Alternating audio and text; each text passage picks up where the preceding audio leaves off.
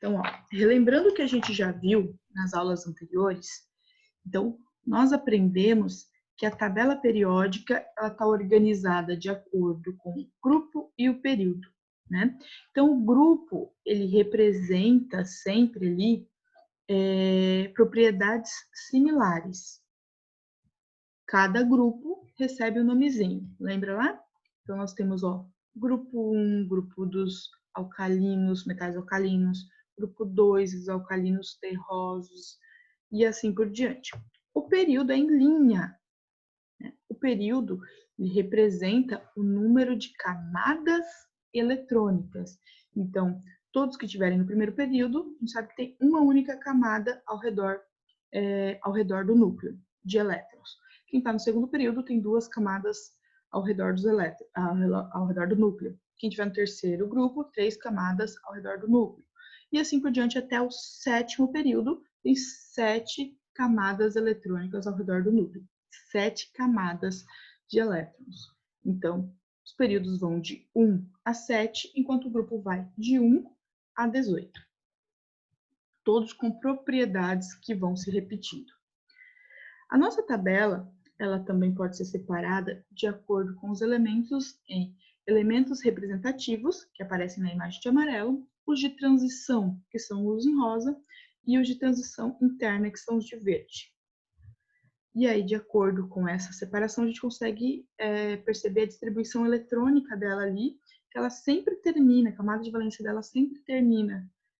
No caso dos elementos representativos, sempre termina no subnível S ou P. Os elementos de transição externa terminam no D, de transição interna sempre no F. Os grupos, eles recebem nomes. Tá? O termo família hoje não é bem aceito pelo IUPAC, mas a gente ainda acaba usando, tá? Ou ele caiu em desuso, o termo família, tá? Então, o mais aceito hoje é grupo. Lembrando que o IUPAC é o Instituto de Química Pura e Aplicada. Então, assim, ó, a família 1A é a família dos metais alcalinos, 2A, alcalinos terrosos. Aí tem os elementos de transição no meio e a 3A está lá na coluna 13. E aí nós temos a família do boro, é o primeiro elemento químico que dá nome à família. Família do boro, família do carbono, família do nitrogênio, calcogênios, halogênios e a família 18, ou 8A, é a família dos gases nobres. Então, tá aqui a nossa tabela, né? Hoje já está preenchida até o 118, essa tabela é um pouquinho mais antiga. Outra observação interessante é que a gente separa eles em metais, semimetais, ametais e gases nobres. Aí o PAC deixou de aceitar o termo semimetal, tá, gente? Ó, isso é importante, tá? Quando vocês forem fazer vestibular, daqui a 2 anos, isso com certeza já vai ter aparecido nos livros didáticos, então é importante vocês prestarem atenção, ó. A IUPAC, ela deixou de aceitar o termo semimetais, então hoje ou é metal ou é não metal. Tá? Então as próximas tabelas periódicas de vocês já devem vir sem o semimetal aqui, tá? Então hoje o mais aceito são os metais e os não metais e gases nobres, tá? Então os semimetais eles devem deixar de aparecer. Ainda aparece na tabela periódica de vocês ali, ó, tá? Mas as próximas já devem vir sem. A do fundamental esse ano já veio sem já. Tem metal e não metal, tá? Tem alguém me escutando? Oi, professor. Oi, ai que bom que alguém deu sinal de vida aí. Tamo aí. Ah, que bom. Me senti tão sozinha nesse momento aqui. Então tá bom, gente, vamos lá.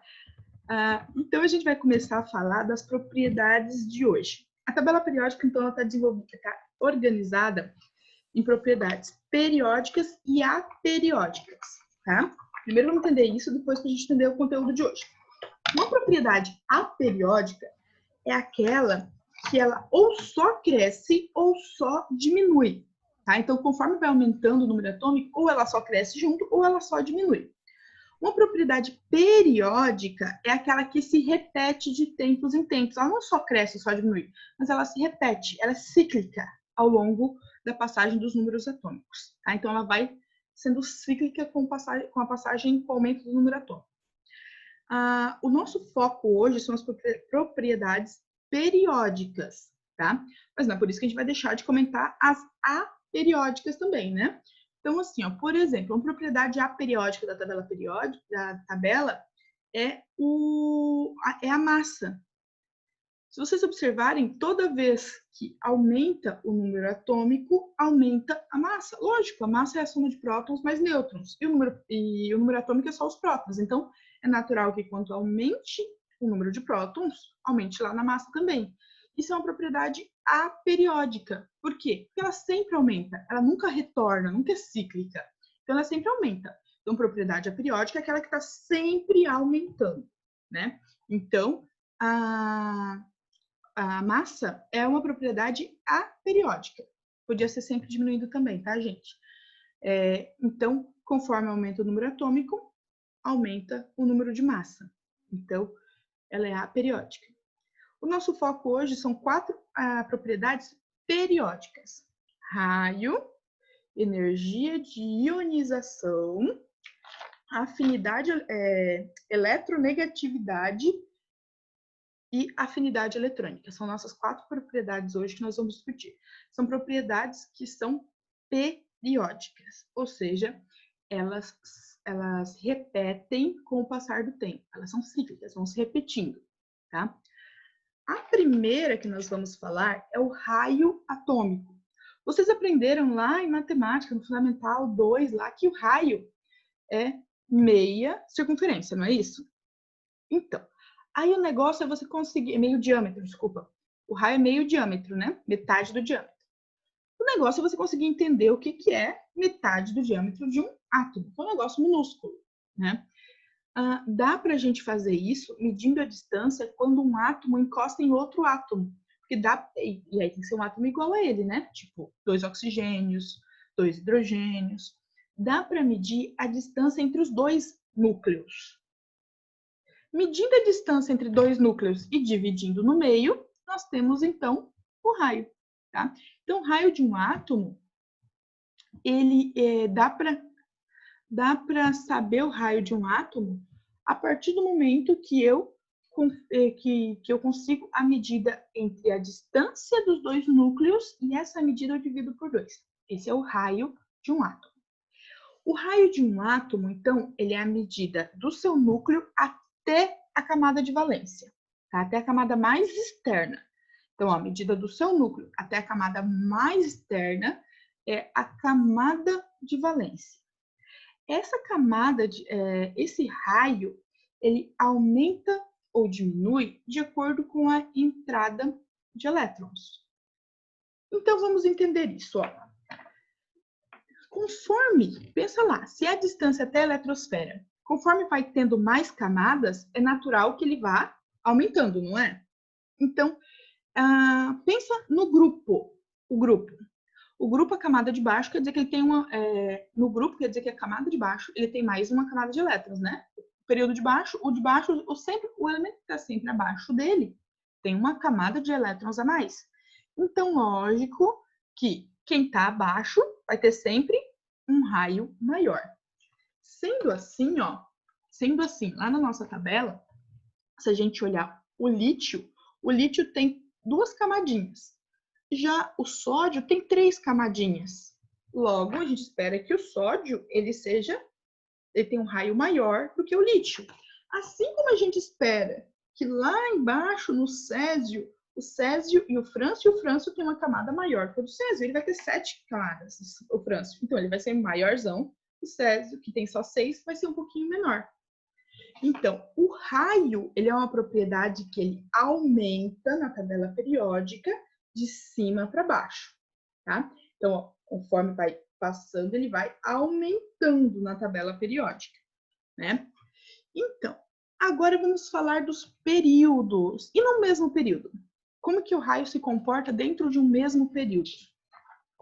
Ó, então, no grupo, a gente já sabe que aumenta de cima para baixo. E no mesmo período, na mesma linha? Afinal, eles têm a mesma quantidade de camadas agora. Né? Como que essa propriedade vai se repetir? Então, lembra que os prótons e os elétrons, eles exercem uma atração, que quem neutraliza são os nêutrons. Então, quanto mais elétrons na eletrosfera, maior a atração pelo núcleo.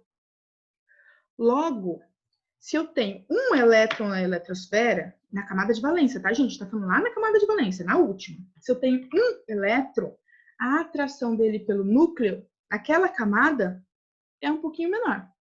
Se a camada tem mais, se ela tem lá os 7 elétrons na última camada, ela se sente mais atraída pelo núcleo. Mais elétrons, mais atração. Então, para um mesmo raio, elétrons com a mesma quantidade de camadas, o raio ele diminui conforme aumenta a quantidade de elétrons, tá? Então, se na camada de valência, ó, se lá na camada de valência, nós temos, ó, o zinco com 2 elétrons na última camada. Aqui, ó, o zinco tem 2 elétrons na última camada. Ok, conferindo a mesma linha dele, ó, o zinco tem 2 na última camada. Na mesma linha dele, nós temos o estanho com 4 na última camada. Então, ó. Meu Deus, eu perdi onde que eu estava aqui.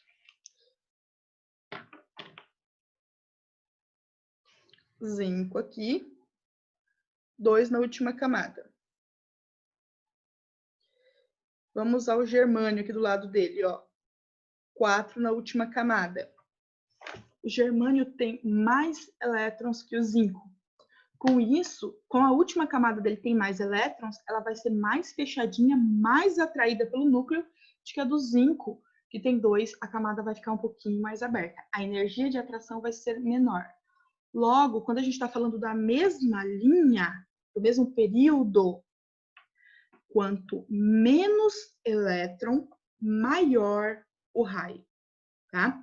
Sendo assim, o raio, ele aumenta, ó, de cima para baixo, da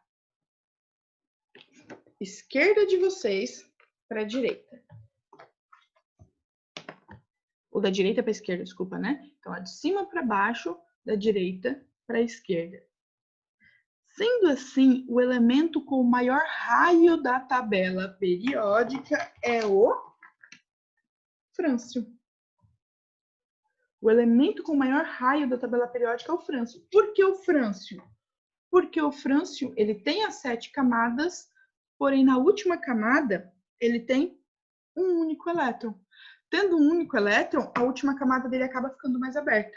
Diferente lá do organessono, que na última camada ele tem os 8 elétrons, então por causa disso a atração com o núcleo é maior, então a 7ª camada dele fica mais fechadinha. Então o frâncio é o elemento químico com o maior raio eletrônico. Entenderam raio, gente? Oi. Sim. Sim, prof. Sim, professor. Sim? Alguém não entendeu alguma das coisas que eu falei?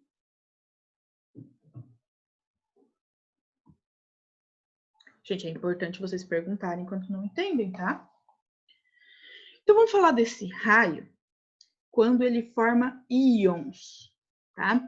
Então, quando ocorre a formação de íons. Aqui ele tá falando, então, ó, que no mesmo período o raio vai aumentar.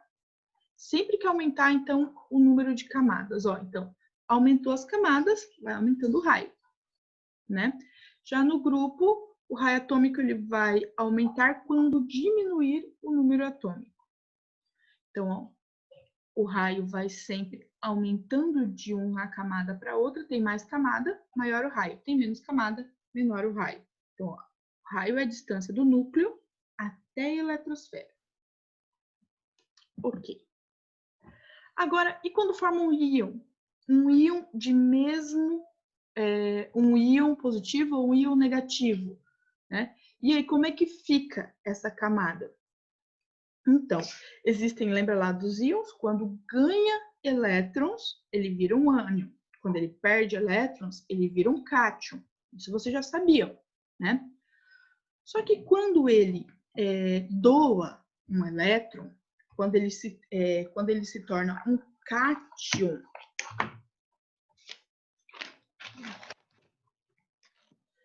quando ele se torna um cátion, quando ele doa o elétron, quando ele perde elétron, o raio dele vai ficar menor, né? Afinal, ele deu elétron, é natural que o raio dele diminua. Então, quando ele é um cátion, o raio dele fica menor do que do átomo, tá? Então, aqui, ó, vocês veem o lítio, né? O lítio, quando ele doa esse elétron, ele se torna um cátion, então ele fica menor do que o átomo. Agora, aquele que ganha elétrons, né? Aquele que recebe elétrons. Se ele recebe um elétron a mais do que o seu átomo, então o átomo tinha, por exemplo, aqui está mostrando o flúor. O flúor tinha 7 na última camada. Se ele recebeu esse elétron, ele ficou com 8 na última camada. Então, é natural que a eletrosfera, para caber esse oitavo elétron, ele precisa abrir um pouquinho. Então, em relação a um átomo, o ânion tem um raio maior, tá? E em relação a um átomo, ao mesmo átomo, o cátion tem um raio menor. Pessoal, até aqui entenderam? Sim. Sim? Mais gente aí? O restante está no número bem legal, gente. O restante daí, entenderam? Ô, prof, quando recebe o elétron, daí o raio fica maior? Isso. Ó, ele recebe, aí ele precisa abrir um pouquinho a eletrosfera para entrar esse outro átomo, para esse outro elétron, tá? Então, recebeu, a eletrosfera abre um pouquinho para entrar esse elétron que ele ganhou, então fica maior, tá? Perdeu, Entendi. a eletrosfera perdeu, então ela se fecha um pouquinho, ela fica menor, tá? Então, ele vai, ó, os exercícios vão pedir para vocês compararem átomos e ânions dele, ou átomos e cátions daquele átomo.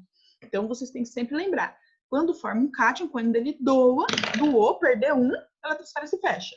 Recebeu, ganhou um, a eletrosfera se abre. Beleza? Beleza, Ok. gente? Então tá. Ó, então, seguimos. Ok, então isso era sobre o raio, tá? Então, do raio, fechou. Outra propriedade que a gente vai falar é a energia de ionização. Essa energia de ionização é a energia que é necessária para retirar um elétronzinho de um átomo, tá? Esse átomo, a gente diz que ele tem que estar no seu estado fundamental, tá? O que seria esse estado fundamental? Ele está no estado gasoso, tá? Então, esse átomo está no estado gasoso. Essa energia de ionização, ela vai ser o contrário do raio, tá?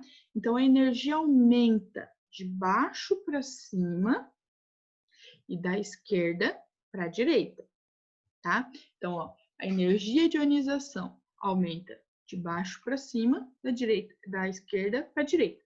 Isso quer dizer que precisa de mais energia para retirar, por exemplo, o lítio do seu estado fundamental, tá? Para retirar um elétron do lítio, do que para tirar um elétron do sódio, por exemplo. Tá? Então, essa energia de ionização é essa energia necessária para tirar um elétronzinho.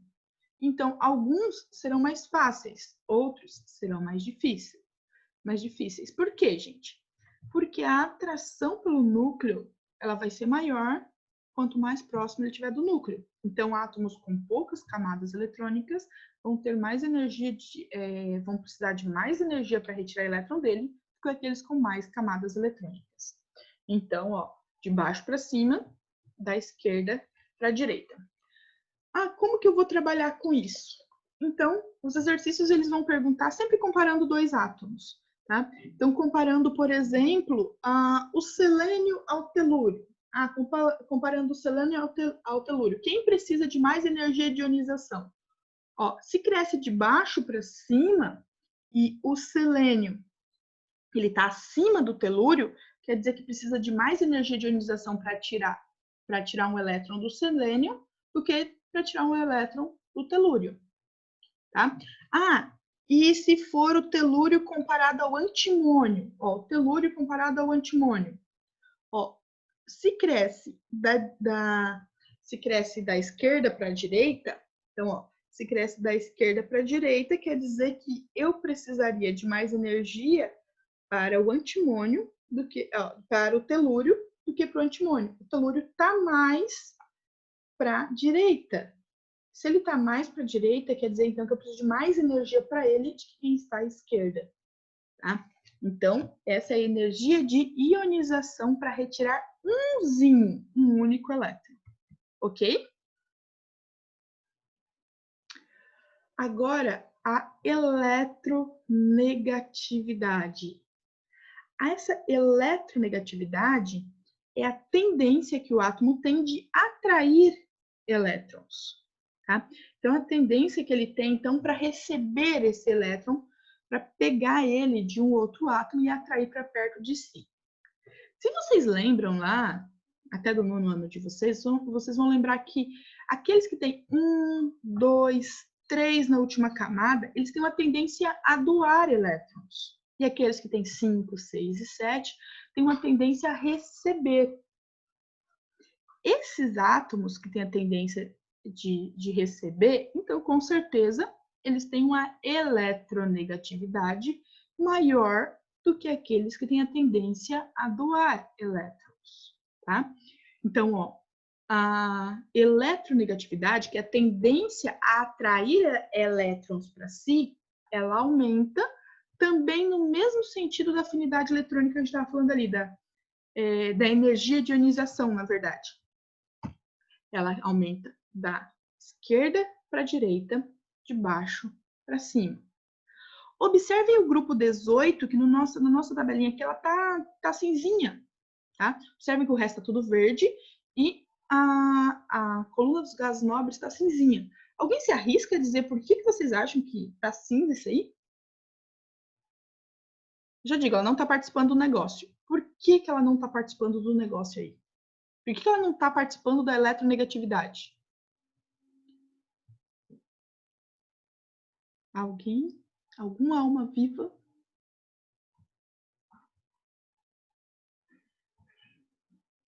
Gente, diz alguma coisa? Ah, eu não sei, prof. Ai, pelo menos disse que não sabe. Olha, gostei. Pelo menos isso. Eu sabia que tem gente pensando. Lembram dos gases nobres? Qual é a grande característica deles?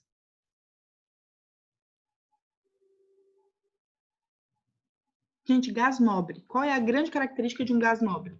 O que caracteriza um gás nobre?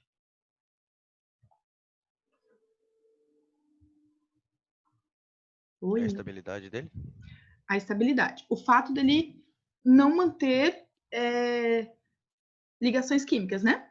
Ele é estável sozinho, ele não mantém ligação química. Gente, se a afinidade é a capacidade de atrair elétrons para si e ele nem faz combinações, então ele nem entra na conta da eletronegatividade, porque ele nem quer fazer essa ligação, ele nem quer atrair esse átomo para ele. Então, como os gases nobres não fazem essas combinações, pelo menos não de maneira geral, tá?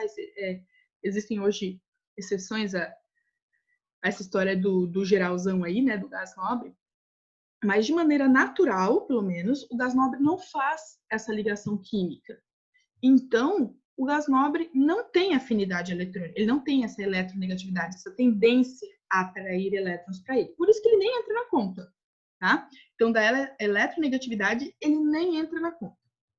Sendo assim, então, se a eletronegatividade ela aumenta da esquerda para a direita e de baixo para cima, o elemento mais eletronegativo, excluindo, vocês já sabem que os gases nobres não entram na conta, ó, o elemento mais eletronegativo, aquele que tem maior, que exerce maior atração dos elétrons para si, é o flúor. Flúor. Isso mesmo.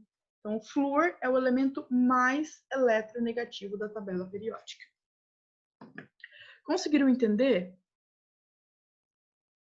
Sim. Sim? Então tá. Gente, vocês vão me respondendo, gente, pelo amor de Deus, que eu fico agoniada de parecer que eu tô sozinha aqui. Eu já disse pra vocês, eu não consigo dar aula só pro vídeo, eu preciso ter gente respondendo pra mim. Então, ó, gente, O último é a afinidade eletrônica, tá?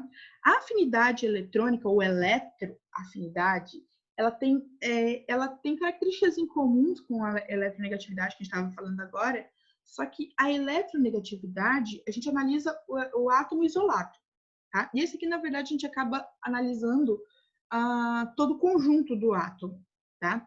Então, essa eletronegatividade, ou eletroafinidade agora, né? Ou afinidade eletrônica, é o conjunto de elétrons, é a energia necessária para adicionar um elétron. Então, ó, enquanto a eletronegatividade é a energia necessária para atrair um elétron, essa agora é a energia necessária para adicionar esse elétron. Lembra que é a mesma história, o átomo no seu estado fundamental, ou seja, ele tem que estar no estado gasoso ali, tá? Então, é a energia necessária para adicionar um elétron à sua camada eletrônica, tá? Essa energia, ela tem o mesmo sentido da eletronegatividade. Então, a eletroafinidade, ela tem o mesmo sentido da eletronegatividade. Ou seja, aumenta da esquerda para a direita e de baixo para cima. Só que tem uma coisa interessante. Enquanto a eletronegatividade, o flúor era quem maior apresentava a tendência a atrair elétrons, então, aqui, seguindo a mesma lógica, também deveria ser o flúor, com maior afinidade eletrônica, né? E não é. A afinidade eletrônica, apesar dela aumentar da esquerda para a direita e de baixo para cima, a maior afinidade eletrônica, quem tem é o cloro, e não o flúor, tá? Então, ó, o elemento abaixo dele ali, ó, o cloro, é quem apresenta a maior afinidade da tabela periódica. Na apostila de vocês tem os valores. Eu acho aqui, já falo para vocês. Na apostila de vocês apresenta o valor, tá? A unidade de medida que é usada pela afinidade eletrônica é elétron-volt por átomo, tá? Mas, normalmente, no sistema internacional, eles aceitam o quilojoule por mol, tá? Ó, a energia, a eletroafinidade do flúor é 328 kJ por mol, enquanto a eletroafinidade do cloro é 349 kJ por mol. Tá? Sendo assim, o cloro ele tem uma eletroafinidade maior do que o flúor. Prof, tem alguma coisa a ver com raio atômico? Com o raio atômico do cloro? É? Olha, Tipo, varia pelo raio ou não? Olha, pode até ser que influencie isso, mas o raio, seguindo a lógica, então teria que, em vez de ser de baixo para cima, de ser de cima para baixo, né? Porque quanto menor o raio, maior a afinidade do elétron, né? Mas, isso mesmo. Isso mesmo, Maria, tá certo. Pessoal, alguma dúvida? Alguma coisa que vocês não entenderam?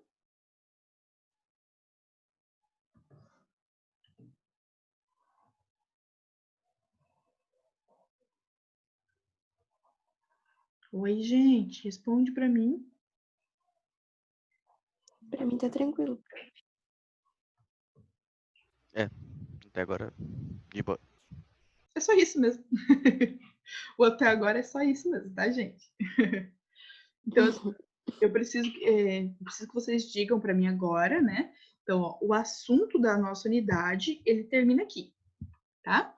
Então, agora eu preciso que vocês digam para mim o que vocês não entenderam, para a gente tirar dúvida, tá? Para a gente dar prosseguimento às nossas atividades. Então, o que vocês não conseguiram entender, o que ficou mais ou menos explicado só, não ficou bem explicado para vocês aí? Professor, não consegui entender aquele íon isoeletrônico. Não consegui ainda entender. Do raio? É. Tá. Então, assim, ó. Toda vez que você adicionar elétrons, o raio, como ele tem que adicionar, o raio aumenta, tá? Então, se ele aumenta, Então, o teu raio comparado ao átomo, ele é maior. Toda vez que você retirar elétrons, o teu raio diminui. Então, se o teu raio diminui, a tua eletrosfera fica menor.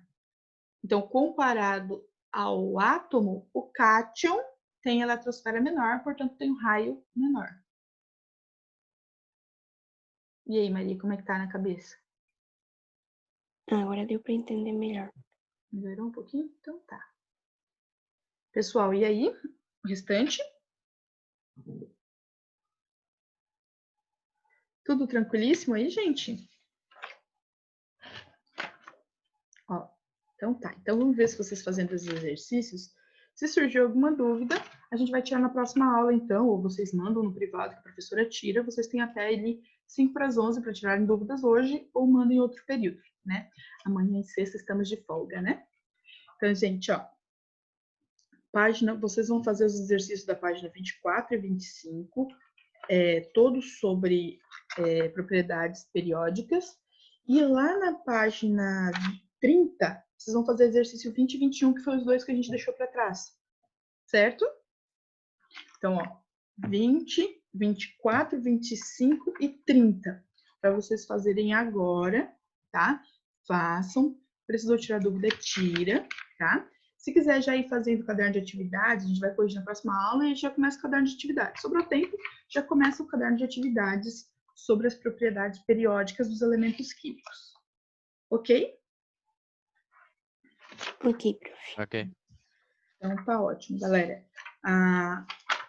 Não esqueçam que a semana passada eu deixei para vocês uma trilha, né?